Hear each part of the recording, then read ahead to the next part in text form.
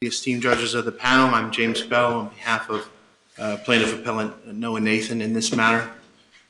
This matter comes here on appeal as a result of a total grant of summary judgment on a one-count Title VII complaint from the district court based upon primarily three theories, one of Title VII discrimination, one of Title VII hostile work environment harassment, and one of retaliation for complaints about violations of Title VII. If it pleases the court, I would begin with the retaliation claim, about which I believe there is the most factual evidence and the legal arguments that perhaps need the most explication. The district court below held that with respect to protected activity in this matter, that the only protected activity identified was the filing of an EEOC charge in approximately July of 2009. Ostensibly, that was under the participation clause as opposed to the opposition clause of Title VII. Prior to the filing of that particular EEOC charge, Mr. Nathan had engaged in multiple and repeated complaints to his employer's HR department, and the management of Takeda regarding the discrimination, harassment, and retaliation that he believed that he was suffering. Of course, initially the complaint was about discrimination and harassment, but as it proceeded, he began to say, and in addition, I believe that I'm being retaliated When you say against. discrimination and harassment, you're referring to taking the child to school in the morning?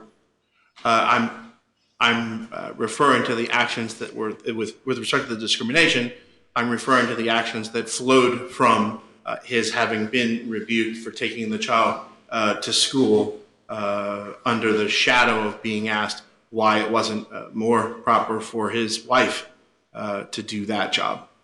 But don't you have to, haven't we held that you have to have some objectively reasonable belief that discrimination is afoot in order for there to be protected activity? Absolutely, Judge Wilkinson. The test, of course, is that the employee have, when they make the complaint, a good faith belief, meaning in that sense. It's not a good faith belief. It has to be an objectively reasonable belief. The second part of the test, yes, Your Honor, is that the good faith belief also be objectively reasonable in light of the facts.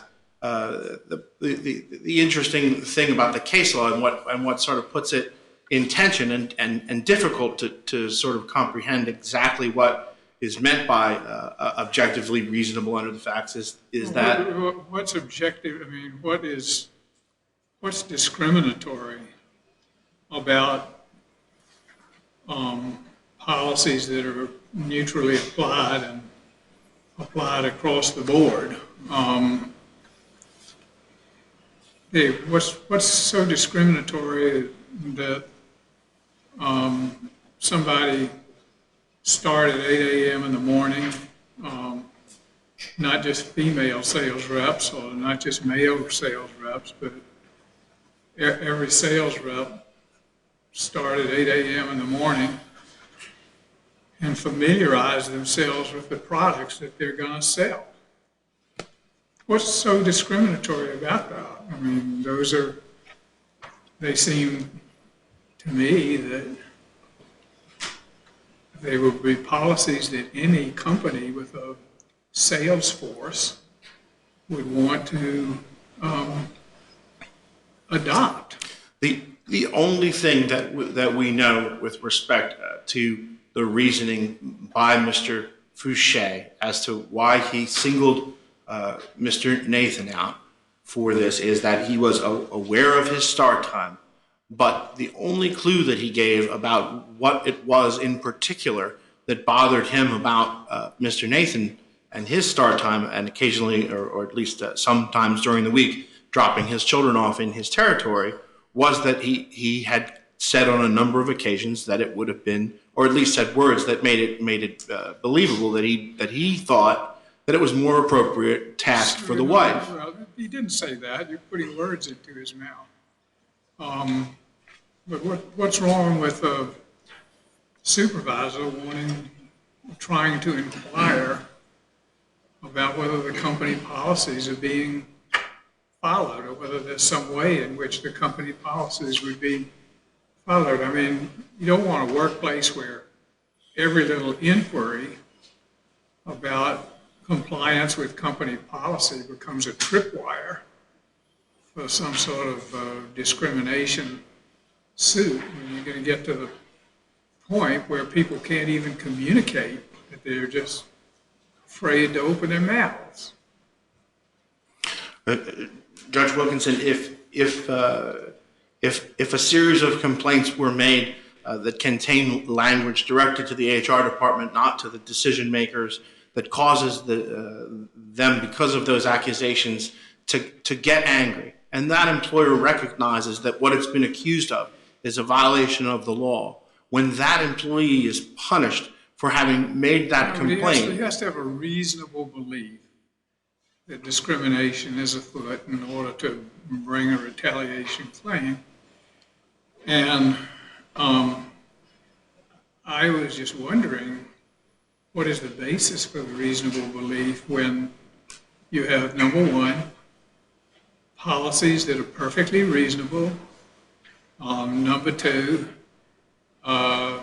there's no comparator that I could find. It seems to me that males and females were being treated similarly as far as I could ascertain. Didn't seem to me that there was a preference by gender, that everybody who was a member of the sales force of whatever gender was required to start at 8 and get a certification when new products were introduced.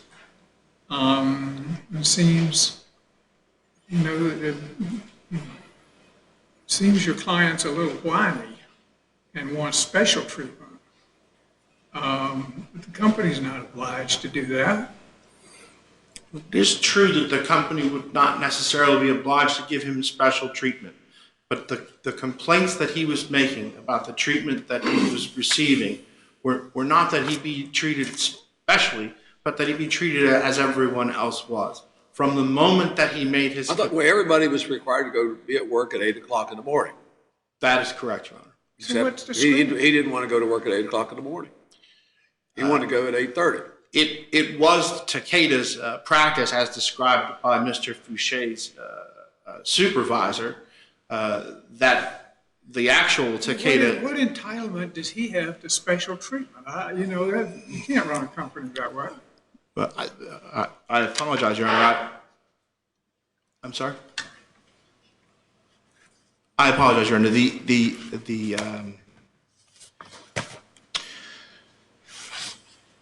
At the time of the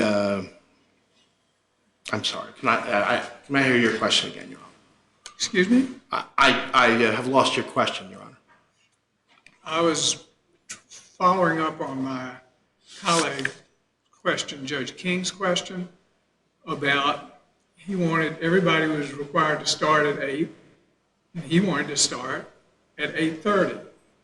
And my question was, why is the company obliged to give one person special treatment? That just demoralizes everybody, and it just seems to me you just have somebody who's very whiny. Your Honor, the testimony in the case is that other individuals were also beginning their workday at a later time than 8 o'clock. That the only one that Mr. Foucher was aware of was Mr. Nathan.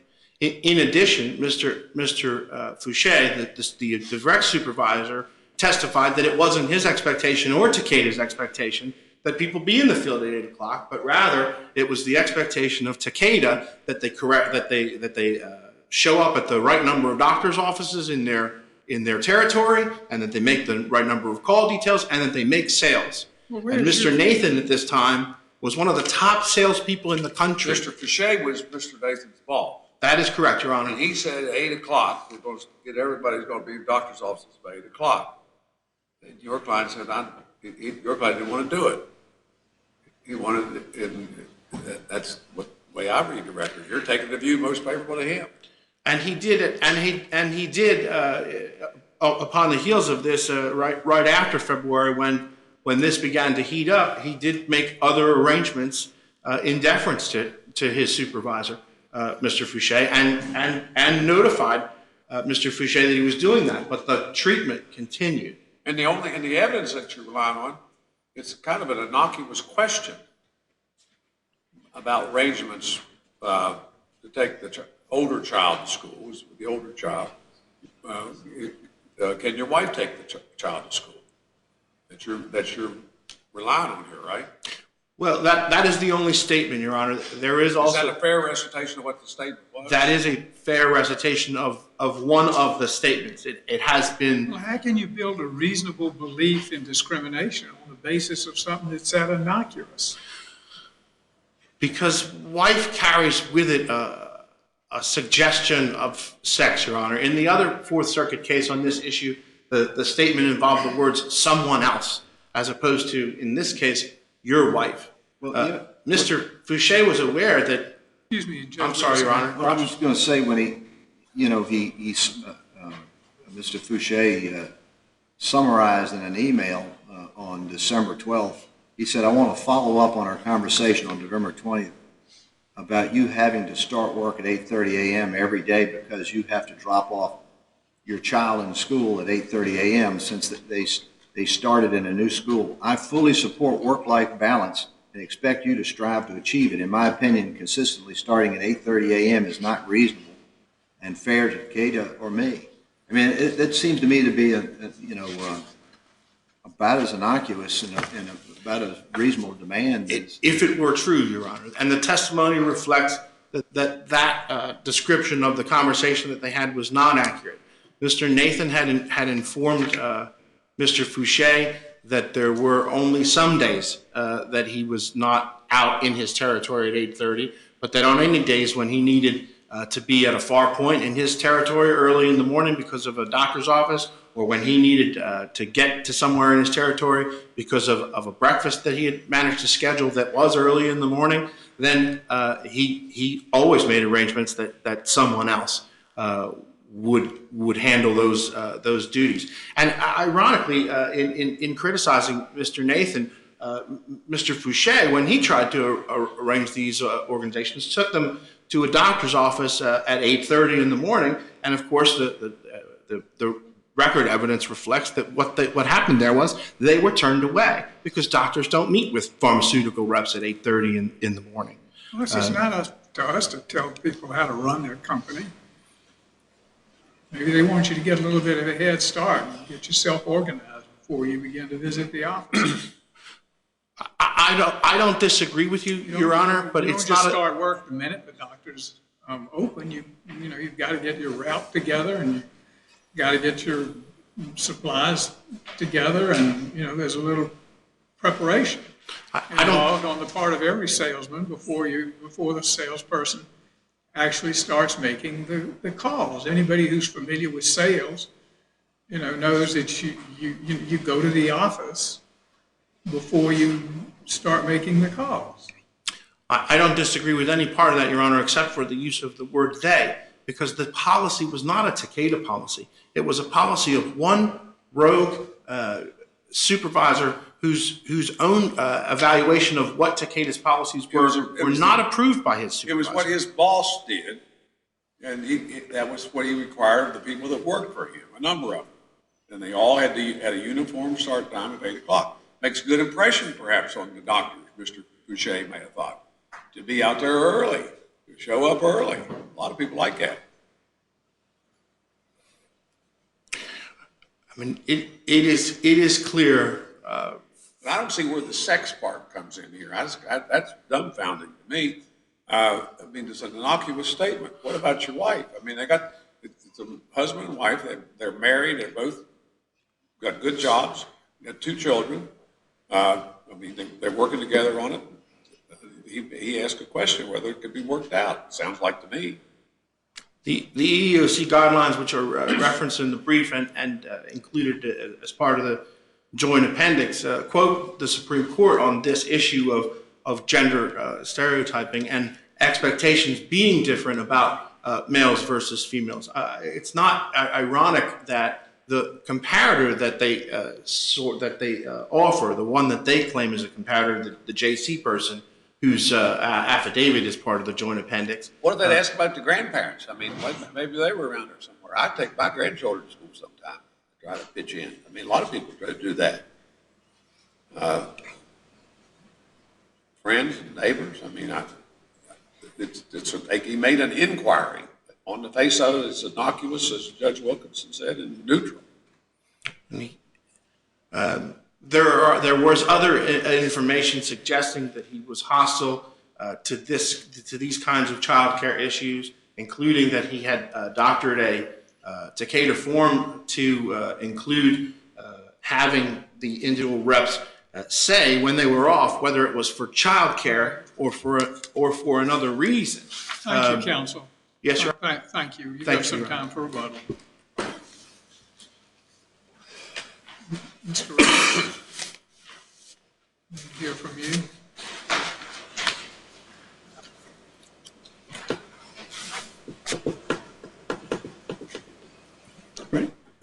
Yeah, good morning, and may it please the court. My name is Dana Rust with McGuire Woods, and I'm here on behalf of Takeda Pharmaceuticals.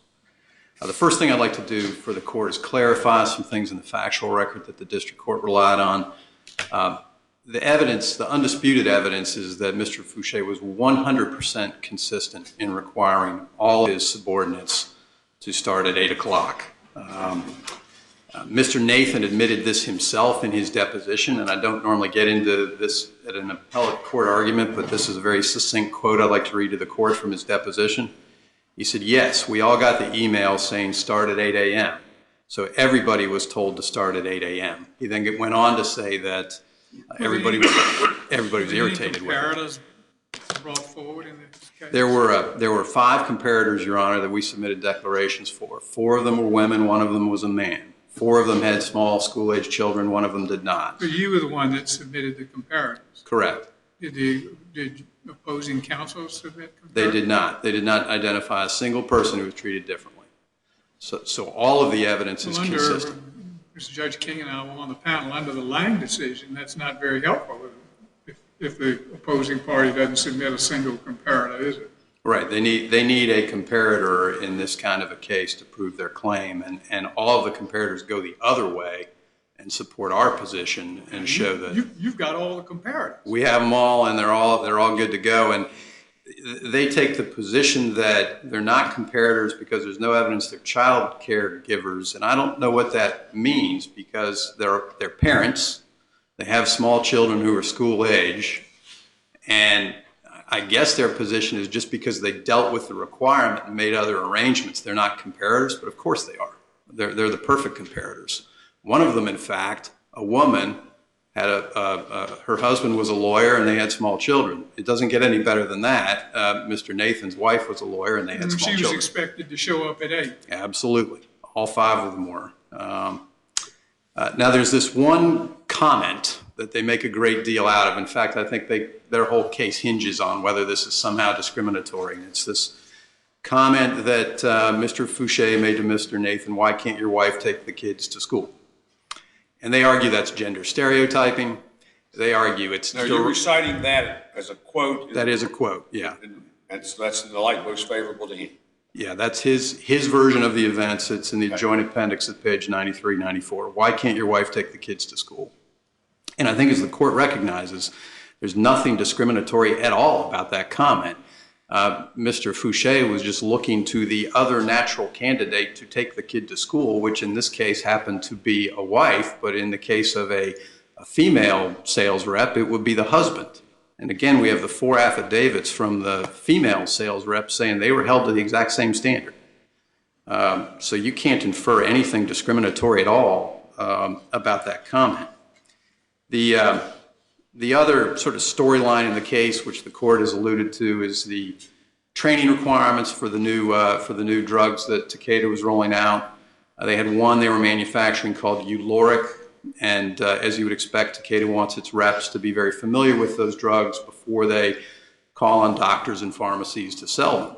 And Mr. Nathan struggled with his knowledge regarding this drug, Uloric, and that's covered in several contemporaneous emails and warnings that he received at the That's time. actually the familiarity with pharmaceutical products is rather important, because in the whole chain of distribution of prescriptions and drugs and everything, the health system relies on knowledgeability all along the line. In other words, to give patients the best end care, the links in the chain from manufacturer to wholesaler to distributor to salespersons to doctors, the system relies for its safety and efficacy on knowledge at all these different links. And the more people know about what they're doing, the less mishaps are likely to occur. So it's not some draconian policy from a health standpoint. It's very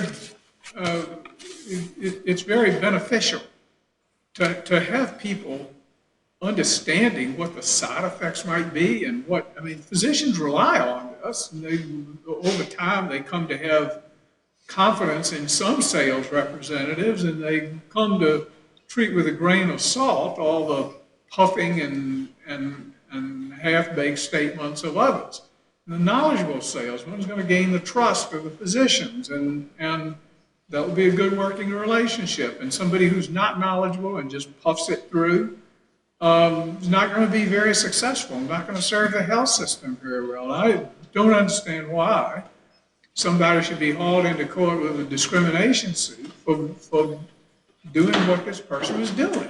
That's right, and Mr. Nathan was given multiple chances to prove he had knowledge of this drug, Uloric, Your Honor, and he ultimately passed the tests that were given to him. He was certified, wasn't he, ultimately? He was ultimately certified. Well, he was certified. actually certified once, and it looked like it was And then he kind of got decertified because... Decertified and then he was retrained. And then he was, exactly. Certified again. And when y'all talk about certification in this record, you're talking about certification by the company. That's client, right. There's not any independent. Yeah, it's not an FDA certification or something like that. To the satisfaction of the company. That's correct. But they have a very rigorous training program. They have professional trainers that they had in both Chicago and New Jersey. They sent him to both of them. And again, if this was some retaliatory scheme, it had to involve 4 or 5 people. Yes, Your Honor. It seems to me that there something else is playing out behind the scenes here. I mean, nobody's mentioned it yet, but there was a key TAM action. Yes, there was. That he filed. And that was litigated in the district court, and there was a decision about it, and it was litigated in the Fourth Circuit, and a decision out of the Fourth Circuit, right? That is correct, Your Honor. I was not involved in that, but you are correct. But the point is, there's some time overlap with some of these various events. But I mean, it seems to me that what may be happening here is he's trying to fit something that didn't fit before into a discrimination into a case. Title VII mold. I think that's exactly maybe what we're going on here, sir. Y'all haven't claimed that's pertinent. It has not come up in this litigation, Your Honor. The only reason I mention it is because there were these 2 decisions out there. That you are one of these very same parties. There's been a great deal of litigation. 2 other factual points I want to make about the training is Mr. Nathan admitted, well, he got an email where it said that, confirming a conversation that he had with Savant, his boss's boss. And in that email, he said that, Mr. Nathan didn't remember that he didn't do certain things well in the training that was required of him. And then that email was given to him in his deposition, and he didn't quibble with it there. So it's really undisputed that he had problems with his training, but again, got multiple chances. I'd like to turn now to retaliation because that's where Mr. Bell started, and I think it is the most complicated claim. Is there anything that we overlooked in our discussion of that particular claim? On retaliation, one thing, Your Honor, that I think is important, I want to draw to the court's attention. It's this, that after briefing was concluded in this case in June of this year, the Supreme Court handed down the University of Texas versus Nassar decision And in that case, Justice Kennedy, writing for the court, concluded that you must have the stringent but-for standard to prove causation in a Title VII retaliation case, which is what we have here. So that is the burden that they have to establish retaliation now under Title VII, the but-for standard as announced by. The threshold question, though, even is, you have to possess some sort of reasonable belief. Yes, and on that point, Your Honor, I'd like to call your attention to the court's decision in Jordan versus Alternative Resources Corporation. In Jordan, an African-American employee was at work one day watching TV in a break room when a news report announced that the D.C. snipers had just been captured. There was a white employee in the room with him at the same time who uttered a very vile racial slur. And I don't normally like to get into these sort of things, but I will because I think it's important to compare it to Mr. Foucher's comment, which is very benign in comparison. They're different as night and day, aren't they? Well, in Jordan, the white employee said in the presence of the black employee they should put those two black monkeys in a cage with a bunch of black apes and let the apes have sex with them, but he used worse words than that. Now, this court held that he had no reasonable belief when he went to HR and complained about it. Not everybody on the panel agreed with that. Well, but this is the holding. I don't understand. But that's completely different from this case. Right. And my point, though, Your Honor. What are you getting into that for? They are just. What are you getting into it for? They're so different. They are different. So why are you? What are you trying to do? Shoot yourself in the foot? No, Your Honor. My point is this: that epithet, which was vile, didn't rise to the level to give him a reasonable belief that he was suffering discrimination. You're going to say that wasn't enough. This is certainly not. And this certainly is not, because the comment is so benign here. The comment, can you take your wife? Can your wife take the kids to school? I mean, not in a million years is that going to be considered under a reasonable standard a hostile workplace when you compare that to the Jordan case where it wasn't. So that's my only point on retaliation. And on the gender discrimination claim, Your Honor, the battleground here is whether they need a comparator or not. The district court said they need one, they don't have one. All the comparators are in favor of Takeda, and they certainly are.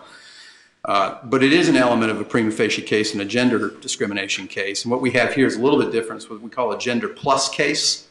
Mr. Nathan doesn't say I was picked on just because I'm a man. Rather, I was picked on because I'm a man who wants to take his kids to school. So that's gender plus some other characteristic. And the Fourth Circuit hasn't weighed in yet on whether you need a comparator in that kind of case. Judge Wilson did actually, though, in a district court opinion that he issued called Robin Hess Watson versus Potter, and he got it right. You absolutely need to have a comparator in a sex plus case. Other circuits that have looked at this have all concluded you need a comparator. The most thoughtful opinion. I didn't go to the Fourth Circuit, though, so we don't know whether I got it right. Well, I think you got it right, Your Honor, and I'm confident that your brethren on the bench will agree with you on that one. But in Coleman, the 10th Circuit looked at it long and hard and said that you absolutely need a comparator in a gender plus case. And the Second Circuit did the same in Fisher versus Vassar, and the Third Circuit did the same in Bryant versus International Schools. And there's no principled reason not to require a comparator in a gender plus case when you do require a comparator in a gender case. In fact, the need for comparators is even greater in a gender plus case because gender alone is no longer the determinative factor. You've got some other thing, some other fact that is sort of muddying the waters here. And when you have that other factor, to sort through it and figure out if discrimination really is at play, you need a comparator. And that's what the courts have all concluded. That's what the trial court ruled. That's what Judge Wilson ruled in his case. And we think the Fourth Circuit should follow suit. On the hostile work environment claim, which is the remaining claim, the only point I'd like to make here is they're trying to fit a square peg in a round hole here.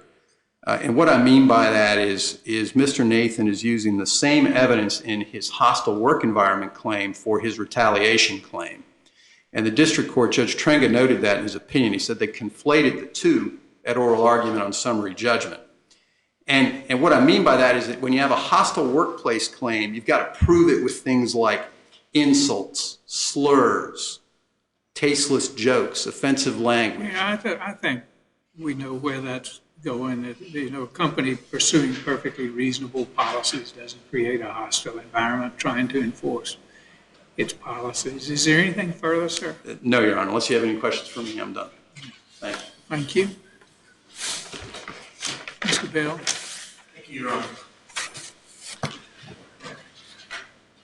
I'd like to address Judge Wilson's one question about the overlap between the QTAM and this action as to how it might have impacted what was going on at the company at the Well, I time. was just kind of taking judicial notice of the opinions that were out there. Oh, yes, sir. I didn't mean to stray into any other facts. I don't. The only fact, Your Honor, is that there was no overlap between the battle over certifications and what the other side has called the rigorous training program, and what the district court judge below called a rigorous training program. One of the drugs, though, he was complaining about in the QTAM is the one that he was supposed to be marketing. That is correct, Your Honor. That's involved here. So, That was there is why. overlap. Yes, Your Honor. They do involve the same drugs. Your Honor, Judge Wilkinson, with respect to this rigorous training program and to what it would be fair to expect of the knowledge of a sales representative, prior to the initial battle over his start time and his complaints to HR, there was never a time when Mr. Nathan's knowledge about any drug was ever questioned. No record with the company of his ever having, failed to certify on a first try. In fact, in Anaheim here, what begins this at the very beginning of February, there's no record that he failed to certify there. And in fact, Mr. Fouché testified that he certified him as to both drugs in Anaheim. Then immediately upon the return, a day or two after the return, he called him, asked him about the continued issues with the child care, and said, now you need to be recertified. Aren't you really just describing what we see all the time in the workplace, which is a personality conflict between an employee and a supervisor that doesn't have much to do with any kind of discrimination? It just has to do with the fact that the chemistry isn't particularly good and they disagree over company policies and all the rest. That's basically what you're talking about, isn't it? I don't believe so, Your Honor, and here's why. When Mr. Fouché says, okay, you're still doing that, calls him up an hour later, you need to be recertified, he goes out, he recertifies him. He doesn't know that Mr. Nathan has complained. He recertifies him on the only drug that he considers recertifying him for, and he writes a field coaching log that's in the exact same style, format, and level of sort of acceptable content that he had always given to Mr. Nathan on the 10 previous occasions that he'd done it for him. He finds out that Mr. Nathan has complained about him, and he, one, immediately tries to submit an amendment to make that field coaching log bad. Two, between he and Mr. Savant, agree that he needs to be recertified now on both drugs that Mr. Fouché has previously certified him on, one drug 2 times, one drug 1 time. And now that he knows that Mr. Nathan has complained about him, he fails to certify him on both drugs. And in fact, he never again certifies him until... Isn't that just a disagreement about one thing or another around the workplace? I just don't see how you shoehorn it into a Title VII or hostile environment case. I mean, people have disagreements with their supervisors all the time. I mean, it's unfortunate, but no human chemistry is not always perfect. This is a disagreement where, as a result of knowing that there was a pending complaint about discrimination that the company was investigating because it took it seriously, that they failed him on these drug recertifications that the same individuals had passed him on until they learned that they were the subject of the investigation. That's the most classic example of retaliation. And from that moment forward, they never again did anything other than work behind the scenes to mar his reputation. Mr. Savant would on every performance evaluation that Mr. Nathan ever got from there forward until he was fired or until he left the company. But aren't you aren't you skipping over several steps? That's a reasonable belief that discrimination is afoot. And I think that haven't the panel's questions evidence some skepticism on that point? Yes, Your Honor, although it's certainly in tension with the idea that that the Fourth Circuit and the Supreme Court of the United States have recognized on several occasions, which is even though that person must have a subjective reason, a reasonable belief, and even though there must be objective facts that would support it, they don't have to be right. And here, with respect to this comparator issue, we've got circuits that haven't reached the issue. We've got EEOC guidelines that say you absolutely don't need a comparator. And to expect that Mr. Nathan would have known those things in determining that statement made by, or that series of statements made by. Wouldn't it have helped your case to have had a comparator? It would have helped the case have a comparator, Your Honor. But you didn't have one. In the same way, Your Honor, that had he immediately filed a charge with the EEOC on the 9th of February, rather than making the complaints internally, because it was participation as opposed to opposition, that test wouldn't be there, and every one of the things I'm describing as retaliation would have been considered without a pause. All right, thank you, sir. Thank you, Your Honor. We appreciate it. We'll come down, greet counsel, and then we'll take a brief recess.